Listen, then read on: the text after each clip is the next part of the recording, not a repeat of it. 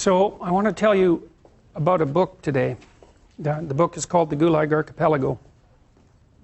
You ready?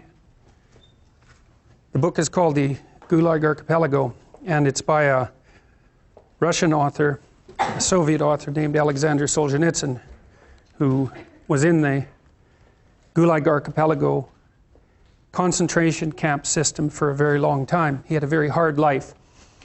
He was on the Russian front when the Germans invaded the Soviet Union in the early stages of World War II. Now, Hitler and Stalin had signed a non-aggression pact.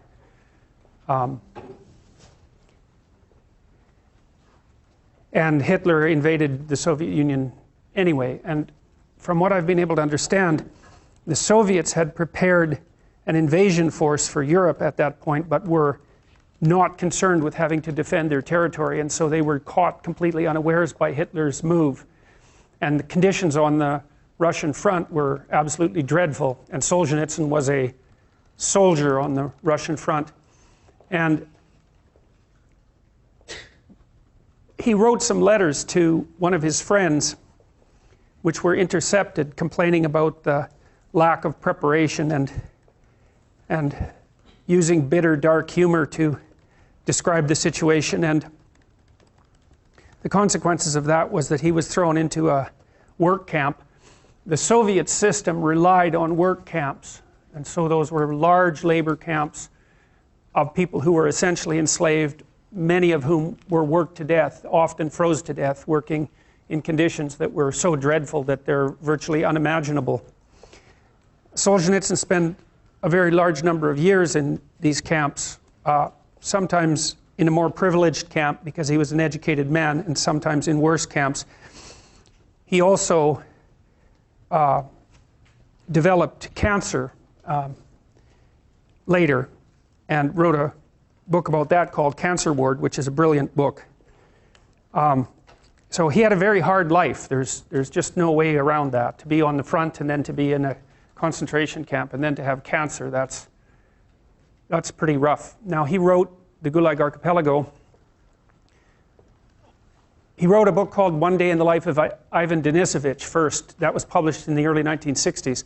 When there was a brief thaw, Stalin was pretty much out of the picture by the end of the 1950s. There's some indication that he was murdered by Khrushchev, and Khrushchev became premier of the Soviet Union after Stalin.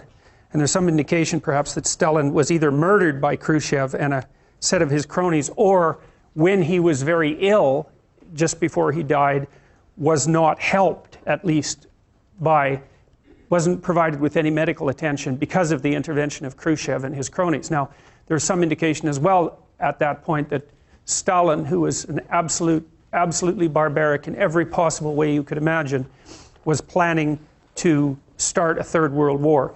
And he was certainly capable of doing such things because he had already imprisoned or killed tens of millions of people.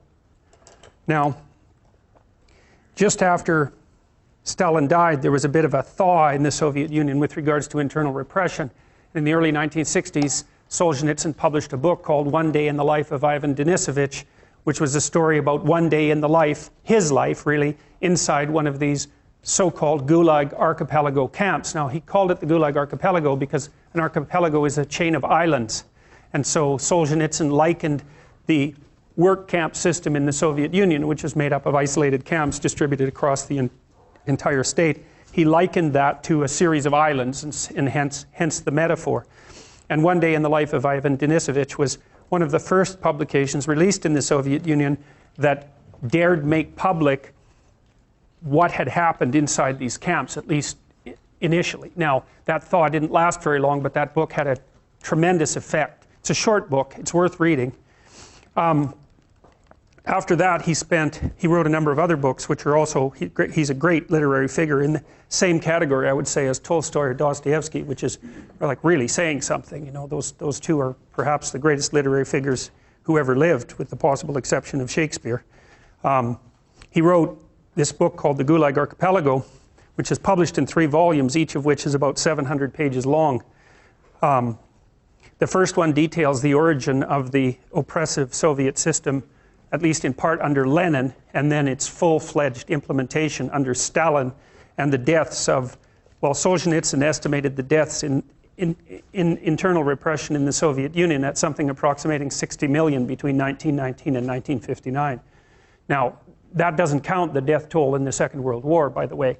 Now, people have disputed those figures, but they're certainly in the tens of millions, and the low-end bounds are probably 20 million, and the high-end bounds are nearer what Solzhenitsyn estimated. He also estimated that the same kind of internal repression in Maoist China cost 100 million lives, and so you can imagine that the genuine historical figures, again, are subject to dispute, but somewhere between 50 and 100 million people. And one of the things that's really surprising to me, and that I think is absolutely reprehensible, is the fact that this is not widespread knowledge among students in the West, any of this, and it's because your education, your historical education, if you started to describe it as appalling, you would barely scratch the surface. These were the most important events of the 20th century, and they're barely covered at all in standard historical curriculum. You know something, I would presume, about World War II and about the terrible situation in Nazi Germany and the death of 6 million gypsies and Jews and homosexuals in the concentration camps in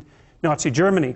But my experience with students has been that none of them know anything about what happened as a consequence of the repression of the radical left in the 20th century. And I believe the reason for that is that the communist system had extensive networks of admirers in the West, especially among intellectuals, and still in fact does, which is also equally reprehensible. And I believe that one of the consequences of that is that this element of history has been under-examined, and certainly very little attention has been brought to it in the public school curricula, and there's absolutely no excuse for that. It was the worst thing that happened in the 20th century. And that's really saying something, because the 20th century was about as bad as it gets. And so, and the fact that these deaths on massive scale occurred, and the fact that we don't know that deep inside our bones is a testament to the absolute rot of the education system.